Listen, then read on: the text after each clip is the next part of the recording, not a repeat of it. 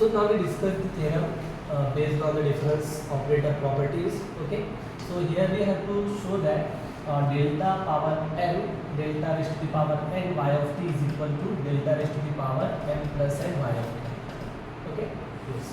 So here we use the definition of delta raised to the power n y of t. Okay.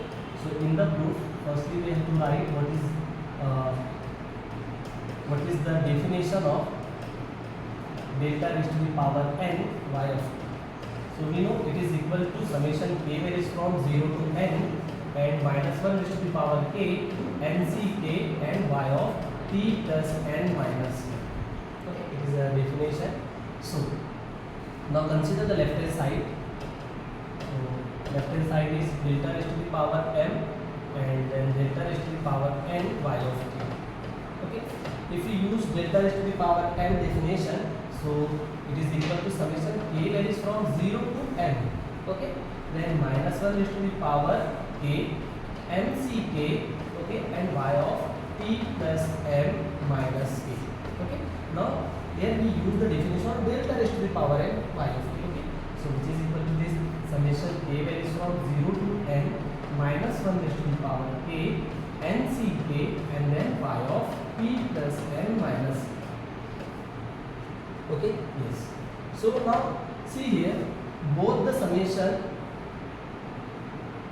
are run from the same lower limit, k is equal to 0. Okay, so you can add both the summation. So after adding, we get summation k is equal to 0 to n plus n.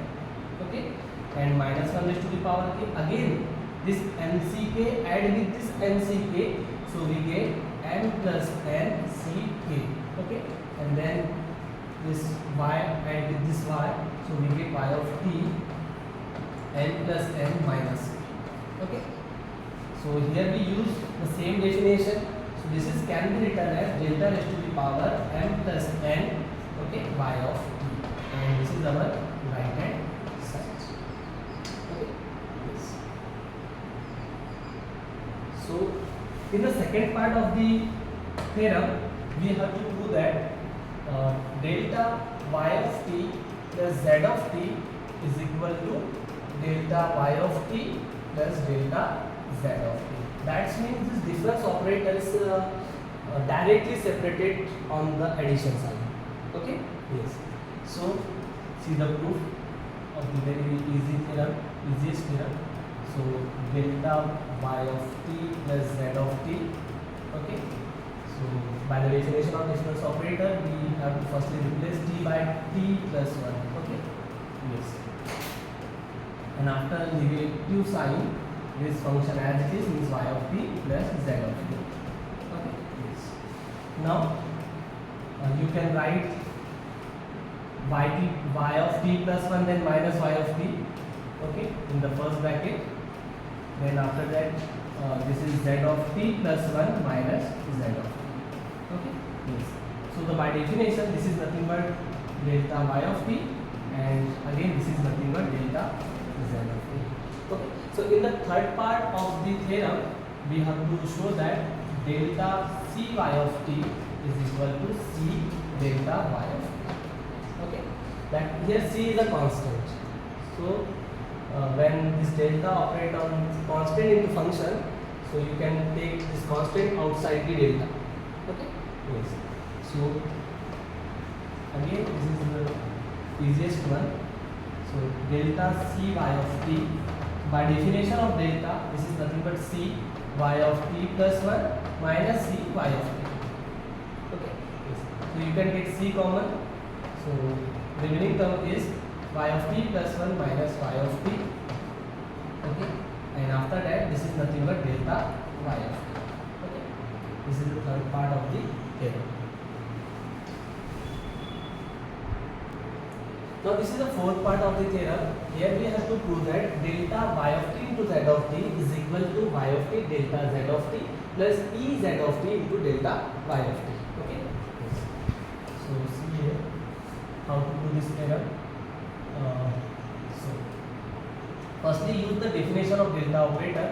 So delta y of t and z of t okay, can be written as y of t plus 1 z of t plus 1 minus y of t into z of t. Okay, yes. Here we balancing a term. The term is what?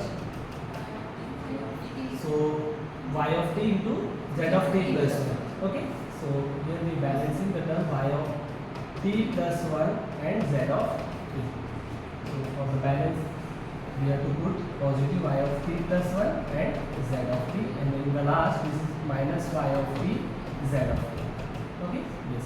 So from first two terms we can take y of t plus 1 common out. Okay, so it is y of t plus 1. The remaining term is z of t plus 1 minus z of t. Okay, then from the last two terms we can take negative negative z of t common out. Okay, or simply z of t common out. Okay, so there will be some mistake here.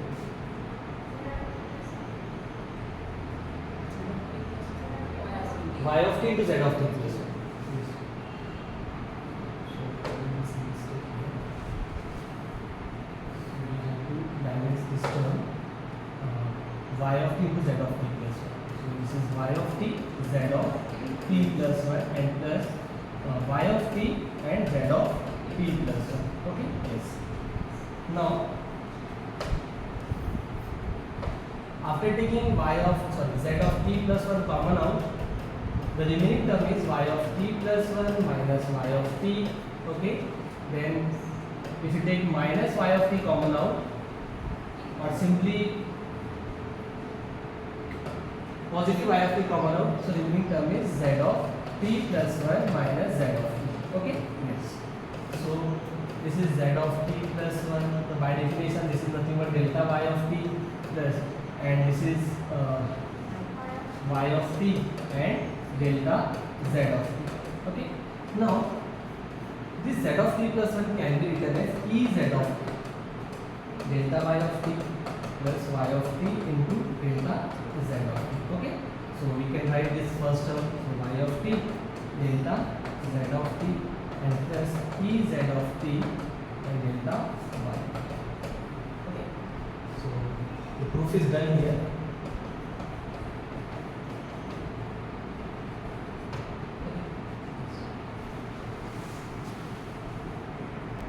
So now we will see the last part of the theorem. We have to prove that delta y of t upon z of t is equal to z of t delta y of t minus y of t delta z of t upon z of t into E z of t plus 1. Okay, yes. So firstly we consider the left hand side and then use the definition of delta operator. Okay, so in the proof, delta y of t upon z of t. Okay, so by the definition it become y of t plus 1 upon z of t plus 1. Okay, minus y of t upon z of t. Okay, now cross multiply it.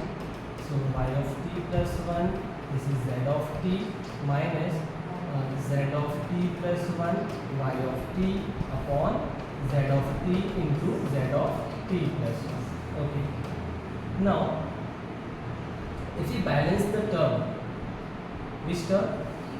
Y of t and z of t. Okay, so y of t plus 1 to z of t minus y of t into z of t plus y of t into z of t.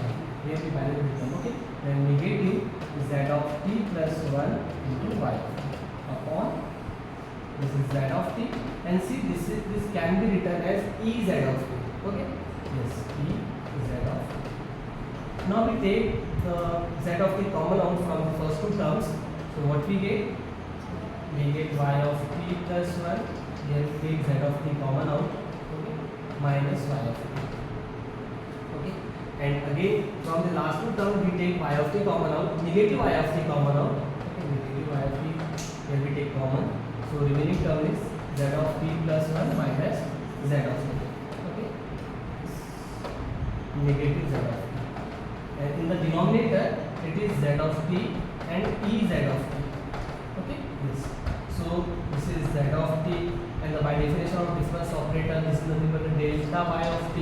Okay, minus y of t and this is delta z of t upon z of t, okay, and Ez of t. This is our target to prove. Okay, you can see this is the right hand side. Okay? So the proof of the theorem is done here.